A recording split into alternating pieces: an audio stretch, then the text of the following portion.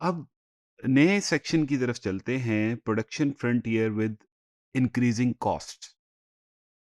अब इंटरेस्टिंगली कुछ जो चीज़ें हम लोगों ने पिछले मॉड्यूल्स में पढ़ी हैं, वो कुछ हज़म होने वाली नहीं थी। लाइक आपके पास लेबर है, वो सारी की सारी सेम लेवल ऑफ स्किल्स रखती है, which is not possible to some extent.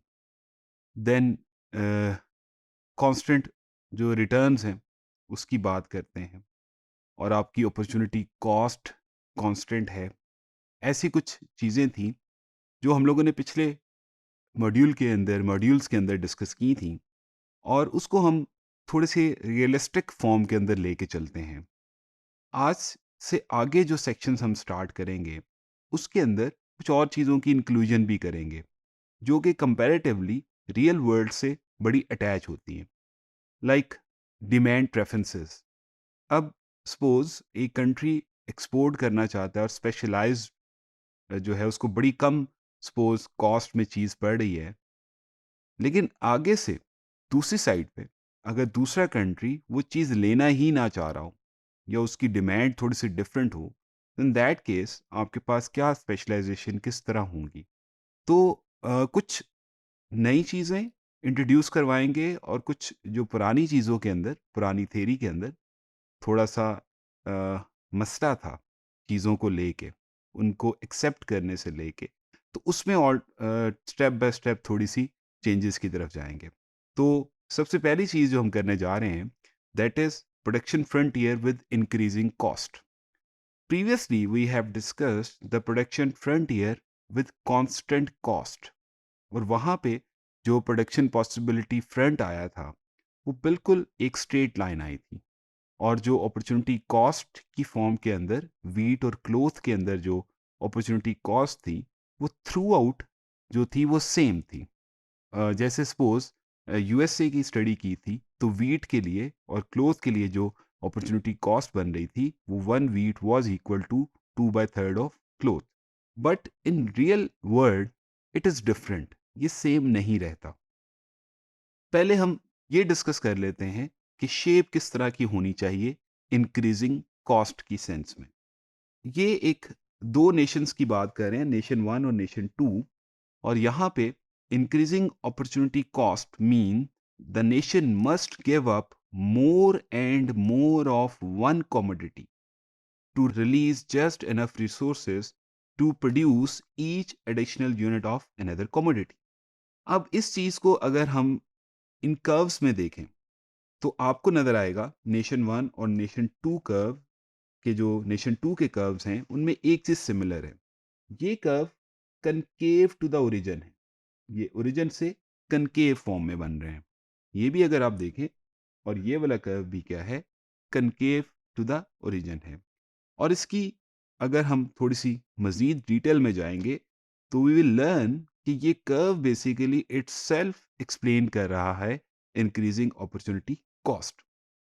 जैसे सपोज हम ये कहते हैं कि एक नेशन वन है, दो कमोडिटीज यहाँ पे हम देख रहे हैं, एक्स एक्सिस के ऊपर एक ली हुई है और एक वाई एक्सिस पे ली हुई है। अभी कमोडिटीज की बात इन द सेंस उनको नाम नहीं दे रहा, जस्ट एक्स वाई की फॉर्म में यूज करूंगा।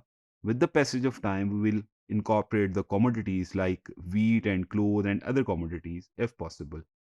तो यहाँ पे अगर आप देखें, तो अगर आप नेशन वन की बात करते हैं, नेशन वन में अगर आप इनिशियली पॉइंट ए के ऊपर हैं, तो अगर आपने पॉइंट बी, सपोज इस पॉइंट को मैं डी का नाम दे देता हूँ, डी पॉइंट के ऊपर जाना है, तो एट स्टार्ट आपके पास यहाँ से आप यहाँ पे आए और यहाँ से आप इस पॉइंट पे आए, तो आपको थोड़े से यूनिट देने पड़े to get more unit of X. With the passage of time, जैसे जैसे ये डी से मैं इसको एफ का नाम देता हूँ, एफ पॉइंट पे आए, तो अगर आप देखेंगे तो यहाँ पे नजर आ रहा होगा कि पहले की निस्बत थोड़े से ज्यादा यूनिट इसकी निस्बत यहाँ पे आपको देने पड़ रहे हैं। और अगर आप मजीद प्रोडक्शन की तरफ जा रहे हैं, सपोज पॉइंट पॉइंट जी कर लेते हैं, जी पॉइंट की तरफ आ रहे हैं, तो अब क्या हुआ है, पहले से ज़्यादा, सपोज़। और अगर आप मज़ीद इसकी तरफ जाते हैं, पॉइंट बी की तरफ आते हैं, तो यू विल सी के साथ-साथ यहाँ पे आके आप देखें कि कितना गैप बढ़ गया है। ऑलमोस्ट सिमिलर है, जितना डिक्रीज़ आया है और जितना इंक्रीज़ आया है, अगर आप देखें, तो ये ऑलमोस्ट सेम है। इसी चीज़ के देखें, तो ये वाली लाइन को इसी तरह एक्सप्लेन किया गया है, additional batch of 20x। Batch of 20x से मुराद क्या है? हर पॉइंट के ऊपर यहाँ पे 20 का एडिशन हो रहा है। Additional batch of 20x that nation 1 produces, it must give up more and more of y। इसको y के ज़्यादा से ज़्यादा यूनिट देने पड़ रहे हैं, जैसे-जैसे वो x के 20 यूनिट्स के एडिशन की तरफ जा रहा है।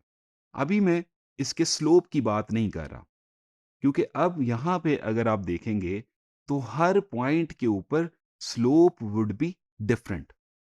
वहाँ पे अगर आप कांस्टेंट कॉस्ट के साथ कंपैरिजन करें, तो आपने ये चीज़ देखी थी कि उसका कर्व बिल्कुल स्ट्रेट लाइन आता था, और यहाँ पे आपने कहा था 120 सपोज़, और यहाँ पे 180 वीट की जब आपने बात की, और वहाँ पे जब आपने स्लोप निकाला था, दैट वाज़ कांस्टेंट 2/3। लेकिन यहाँ पे हर पॉइंट के ऊपर आपके पास स्लोप चेंज हो रहा है। अगर आप यहाँ पे टेंजेंट बनाएँ हर पॉइंट के ऊपर, तो स्लोप चेंज हो रहा है। Same for the nation 2। अब आप देखें, एडिशनल 20 के लिए पहले थोड़े यूनिट, फिर उससे ज़्यादा, फिर उससे ज़्यादा, फिर उतने ही ज़्यादा। तो अल्टीमेटली क्या होता है with the passage of time, ये आपने जब एक कमोडिटी से दूसरी कमोडिटी की तरफ शिफ्ट होना है, तो आपके अपॉर्चुनिटी कॉस्ट बढ़ते चले जाएंगे। अब इसकी रीज़न हम मज़ीद देखेंगे कि why nation has to face increasing opportunity cost in real world, और ये हकीकी दुनिया के थोड़ा-सा करीब है ये मॉडल। तो यहाँ पे जस्ट इस मॉड्यूल के अंदर हम ये डिस्कस करना चाह रहे हैं कि इंक्रीजिंग अपॉर्चुनिटी कॉस्ट क्या था और इसकी शेप किस तरह की है। नेक्स्ट सेक्शन के अंदर हम ये डिस्कस करेंगे कि इसकी शेप ऐसी क्यों है?